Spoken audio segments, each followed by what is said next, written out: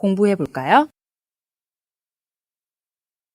명절은 전통적으로 그 사회의 대부분의 사람들이 해마다 즐기고 기념하는 날을 말하죠. 한국의 대표적인 명절에는 어떤 것이 있는지 여러분 모두 잘 아시나요? 네, 바로 음력 1월 1일 설날과 음력 8월 15일 추석이 있죠.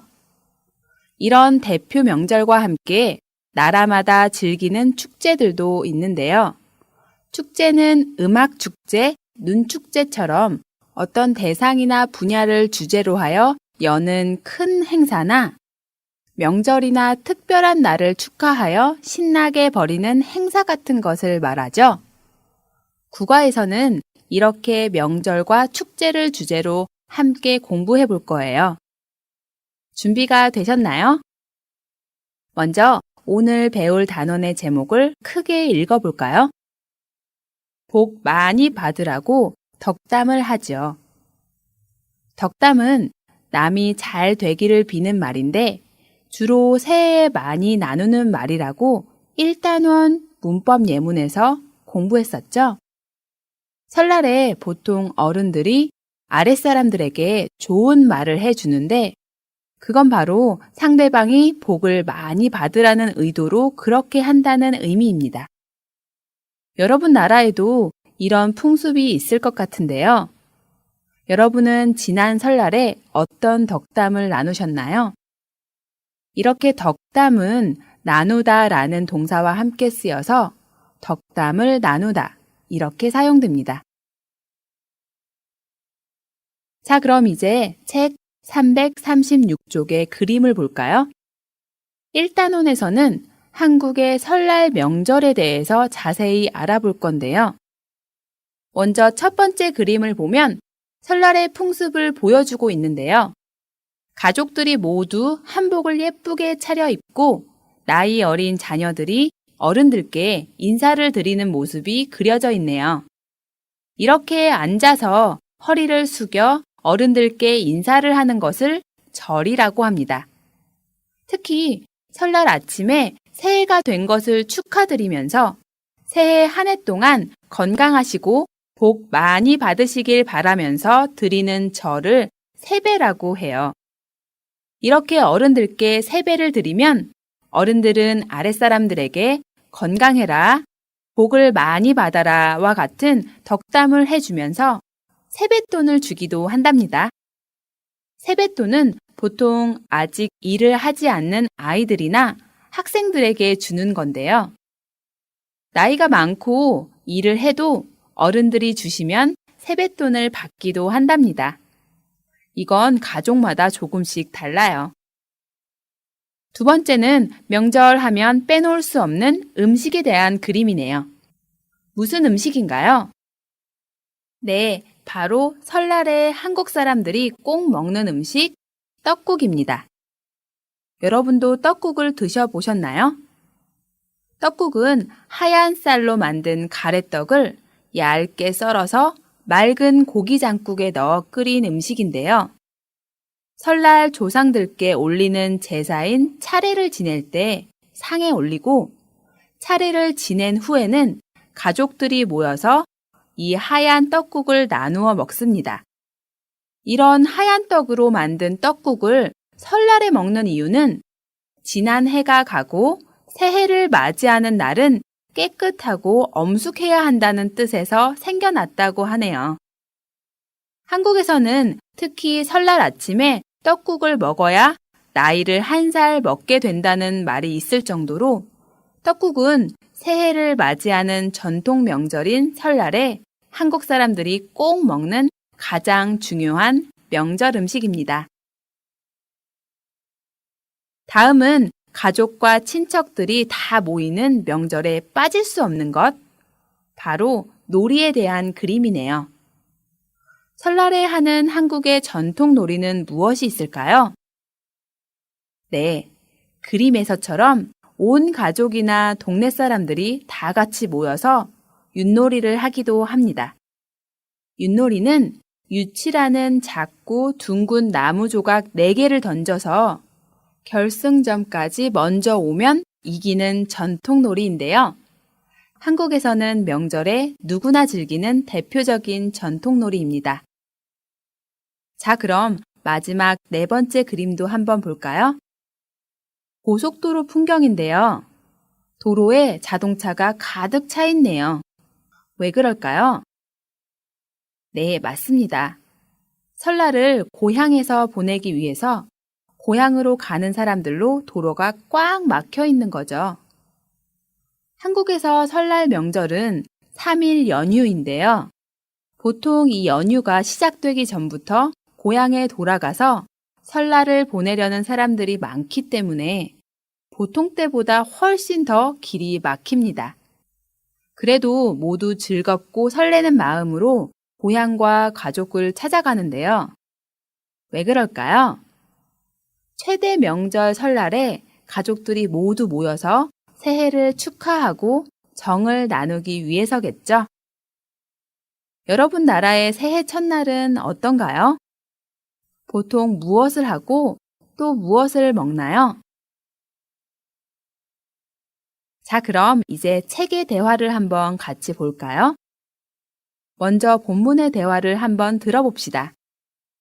마리아 씨와 민철 씨의 대화입니다. 대화를 듣기 전에 선생님이 몇 가지 질문을 할게요. 대화를 들으면서 다음 질문들을 생각해 보세요. 첫 번째 질문. 민철 씨 집에서는 설날에 무슨 행사가 있습니까? 두 번째 질문. 세배는 누가 누구에게 하는 인사입니까? 자, 그럼 대화를 들어볼까요? 설날 뭐 하고 지낼 거예요? 집에 무슨 행사가 있어요? 우리 아버지가 장손이라서 친척들이 모여 차례를 지내요. 그 후에 어른들께 세배를 드리고 떡국을 먹죠. 떡국을 먹어야 나이 1살 더 먹었다고 해요. 그럼 저는 설날 떡국을 안 먹어야겠네요. 나이 먹는 거 싫으니까요. 그런데 세배는 누구나 다 해요? 보통 세배는 아랫사람이 어른들에게 하는 거예요. 그리고 세배를 받은 어른이 먼저 복 많이 받으라고 덕담을 하지요.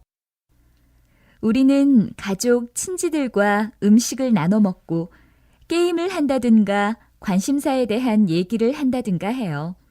아니면 텔레비전에서 운동 경기를 보기도 하고요. 우리도 오후에는 가족들이 모여서 놀이를 하거나 TV를 봐요. 잘 들으셨나요? 조금 전에 선생님이 질문한 것에 함께 대답해 볼까요? 첫 번째 질문. 민철 씨 집에서는 설날에 무슨 행사가 있습니까? 친척들이 모여서 차례를 지낸다고 했습니다. 그럼 차례는 뭔가요? 설날이나 추석에 조상에게 간단하게 지내는 제사를 말합니다. 두 번째 질문. 세배는 누가 누구에게 하는 인사입니까? 네, 세배는 보통 아랫사람이 윗사람에게 하는 인사를 말하죠. 답을 모두 잘 찾으셨나요? 그럼 이제 대화의 내용과 표현을 자세히 살펴보도록 하겠습니다. 먼저 마리아 씨가 민철 씨에게 질문합니다. 설날 뭐 하고 지낼 거예요? 집에 무슨 행사가 있어요? 여기에서 설날 뭐 하고 지낼 거예요? 는 설날 계획을 묻는 거죠. 마리아 씨는 한국의 설날의 풍습이 궁금한가 보네요. 자, 그럼 이제 민철 씨의 대답을 볼까요? 우리 아버지가 장손이라서 친척들이 모여 차례를 지내요. 그 후에 어른들께 세배를 드리고 떡국을 먹죠. 떡국을 먹어야 나이 1살 더 먹었다고 해요.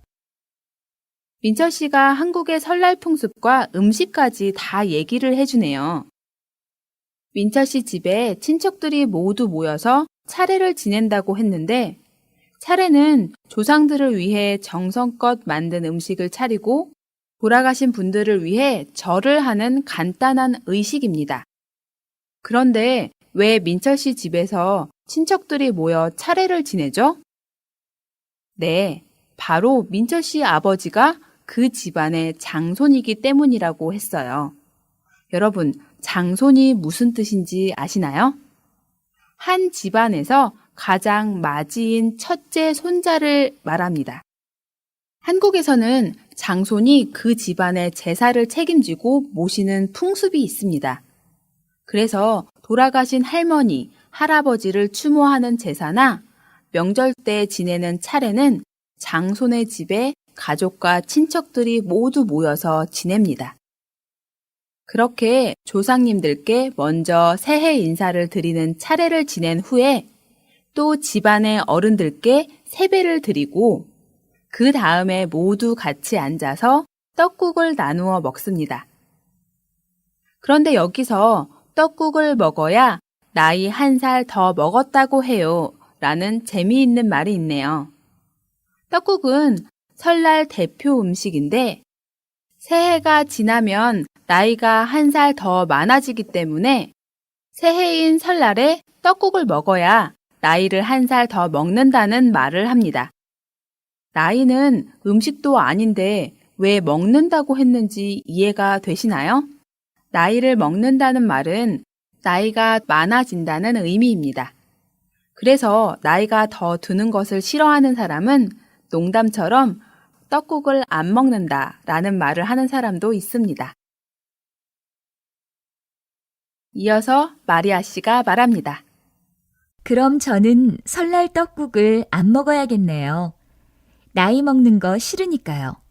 그런데 세배는 누구나 다 해요? 마리아 씨가 떡국을 먹어야 나이 1살 더 먹는다는 말을 듣고 농담을 하고 있네요. 떡국을 안 먹는다고 해서 나이를 더 안 먹는 것은 아니지만 저도 마리아 씨의 농담이 이해가 되네요. 누구나 나이가 더 많아지는 것을 막고 싶은 마음이 있잖아요. 여러분은 어떠세요? 여러분은 빨리 나이가 더 들었으면 좋겠다고 생각하시나요? 그럼 떡국을 많이 드세요. 여기서 잠깐 나이와 같이 쓰는 표현을 좀 정리해 볼까요? 앞에서 제가 말했던 나이가 들다는 나이가 많아지다 라는 뜻입니다. 또 머리 스타일을 바꿨더니 나이가 들어 보인다. 이렇게 쓰면 새로운 머리 스타일 때문에 원래 나이보다 더 나이가 많은 것처럼 보인다의 의미겠죠? 또 다른 나이와 같이 쓰이는 표현이 있는데요. 나이가 아깝다라는 말이 있습니다. 여기에서 아깝다는 어떤 것이 제대로 사용되지 못해서 답답하고 안타깝다라는 말인데요. 쓸데없는 일에 시간이 허비될 때 시간이 아깝다고 말하잖아요. 그때 쓰는 아깝다와 같은 의미입니다. 그럼 나이가 아깝다는 무슨 뜻일까요? 하는 행동이나 말이 나이에 어울리지 않게 유치하거나 어릴 때 사용합니다. 나이에 맞지 않는 유치한 행동을 하는 사람에게 나이가 아깝다 이렇게 말할 수 있습니다. 이런 재미있는 표현도 있으니까 여러분이 한번 정리해 보세요. 네, 다시 설날 풍습 이야기로 돌아가 볼까요? 마리아 씨가 세배는 누구나 다 하느냐고 물었네요. 그럼 민철 씨의 설명을 볼까요? 보통 세배는 아랫사람이 어른들에게 하는 거예요. 그리고 세배를 받은 어른이 먼저 복 많이 받으라고 덕담을 하지요. 네, 아랫사람, 나이나 지위 같은 것이 낮은 사람이 어른들에게 세배를 한다고 설명했습니다. 아랫사람의 반대말은 윗사람이라고 하는 것도 알아두세요. 세배를 받으면 어른들은 아랫사람에게 무엇을 해준다고 했나요? 네, 덕담. 다시 말하면 건강해라, 행복해라, 돈 많이 벌어라 등의 좋은 말을 해주는데요. 그런 덕담을 해주는 이유는 그 사람이 복을 많이 받았으면 좋겠다라는 의도로 그렇게 말하는 거겠죠? 그래서 복 많이 받으라고 덕담을 하지요 라고 으라고 문법을 사용했네요. 자, 다음에는 한국의 설날 풍습을 듣고 마리아 씨가 자기 나라에서는 보통 사람들이 뭘 하는지 얘기하네요. 우리는 가족, 친지들과 음식을 나눠 먹고 게임을 한다든가 관심사에 대한 얘기를 한다든가 해요. 아니면 텔레비전에서 운동 경기를 보기도 하고요. 마리아 씨 나라에서도 새해에는 가족들이나 친지들이 다 모이나 봐요.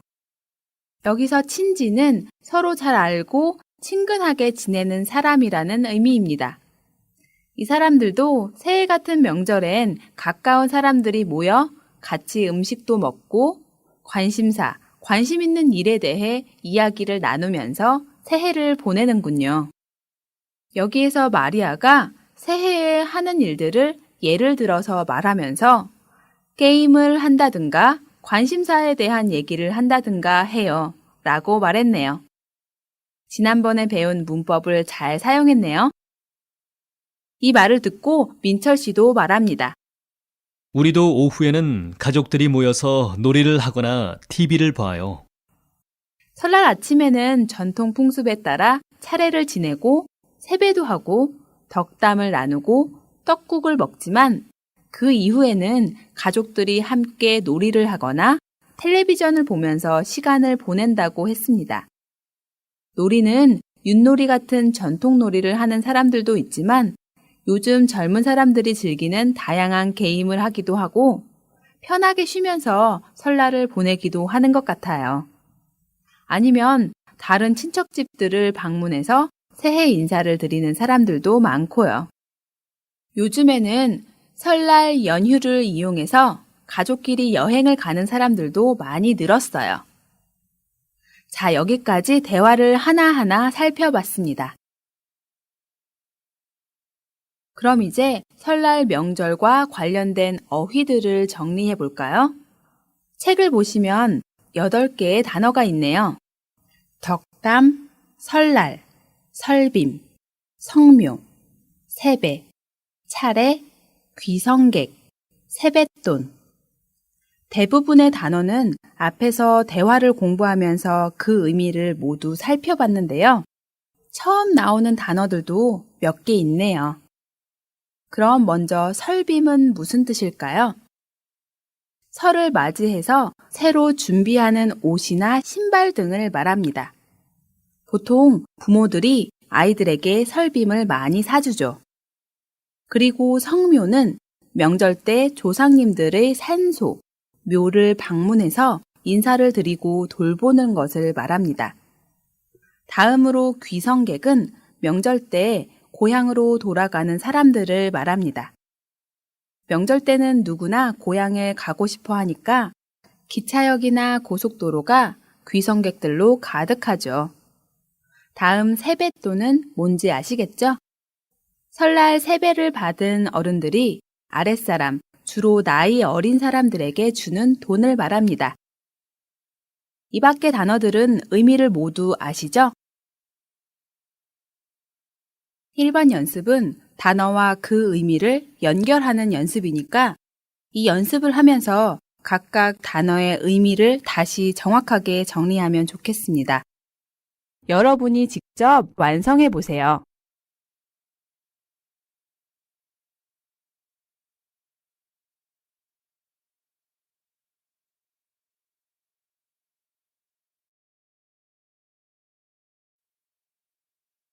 다 쓰셨나요? 그럼 선생님과 같이 완성해 볼까요? 1번. 세배. 세배는 새해에 우더른께 인사로 하는 절을 의미했죠. 2번. 차례. 차례는 설날이나 추석에 간단하게 지내는 제사를 의미했죠. 3번. 귀성객. 귀성객은 명절에 고향으로 돌아가는 사람들을 의미하는 단어였습니다. 4번. 덕담. 덕담은 윗사람이 아랫사람 잘 되기를 바라면서 해주는 말을 덕담이라고 했습니다. 5번. 설날. 설날은 한국의 명절로 음력 1월 1일을 의미합니다. 6번. 성묘. 성묘는 설날이나 추석 등의 조상의 산소를 찾아가는 것을 의미합니다. 7번. 설빔. 설을 맞이하여 새로 준비하는 옷이나 신발을 의미합니다. 8번. 세뱃돈. 세뱃돈은 세배를 받은 어른이 세배를 한 아랫사람에게 주는 돈을 의미합니다. 이렇게 잘 연결하셨나요? 설날과 관련된 이런 어휘들의 의미를 잘 알았으면 실제로 문장에서는 어떤 단어들과 함께 사용하면 좋은지도 알아둬야겠죠? 선생님이 중요한 것을 좀 정리해 봤는데요. 함께 볼까요? 1번. 세배는 세배를 하다. 높임말로는 세배를 드리다, 세배를 올리다 이렇게 씁니다. 두 번째 차례는 차례를 지내다, 높임말로는 차례를 모시다 라고도 사용됩니다. 3번.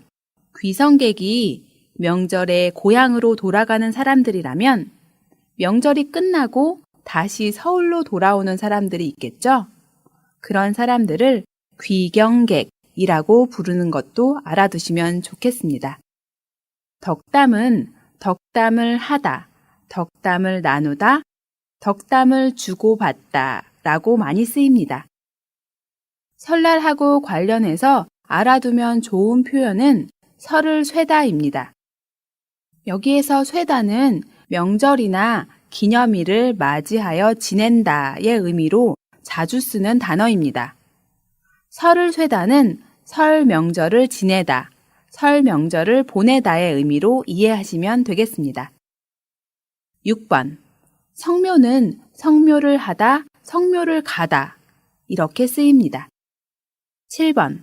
설빔은 설빔을 차려입다, 설빔을 마련하다로 쓰는데 설빔뿐만 아니라 추석빔, 생일빔이라는 표현도 있습니다. 세뱃돈은 세뱃돈을 주다, 세뱃돈을 받다로 쓰입니다. 여기까지 설날 어휘들과 함께 쓰는 표현도 잘 정리해 두세요. 그럼 이제 두 번째 연습도 해볼까요? 지금까지 배운 단어들을 문장에 잘 넣어서 글을 완성해 보세요.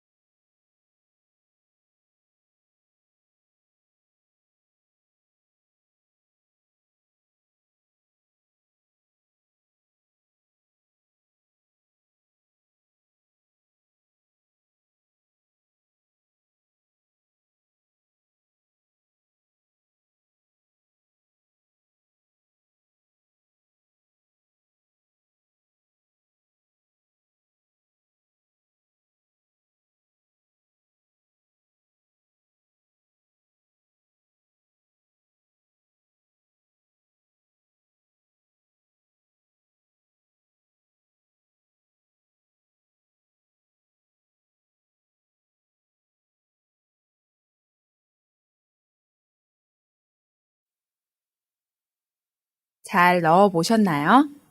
그럼 선생님과 같이 확인해 볼까요? 한국에서는 음력 1월 1일이 설날이다. 보통 설날 연휴는 3일인데 늘 고향으로 가려는 귀성객으로 역이나 터미널이 10,000원이다.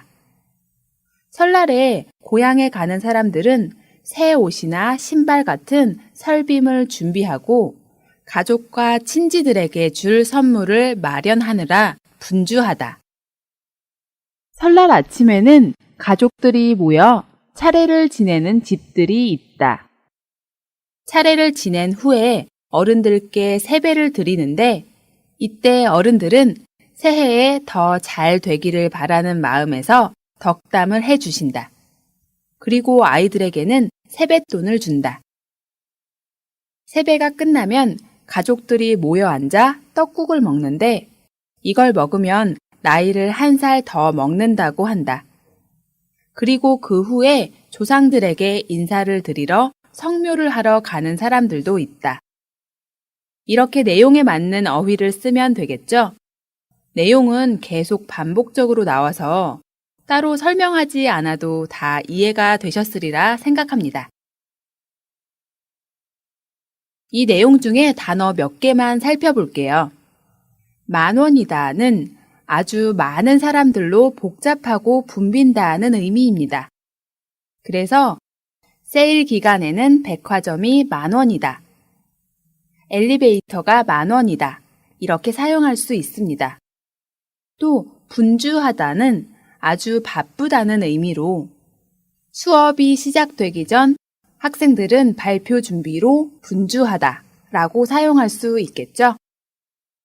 자, 여기까지 국어 첫 번째 단원의 대화와 어휘를 모두 공부했습니다. 여러분 나라에서의 명절에 대해서도 이렇게 설명을 해보면 좋을 것 같은데요. 다른 나라 친구를 만났을 때 여러분 나라의 명절에 대해서 설명해 줄 수 있도록 잘 정리해 두면 좋겠네요. 我们来做个小练习吧。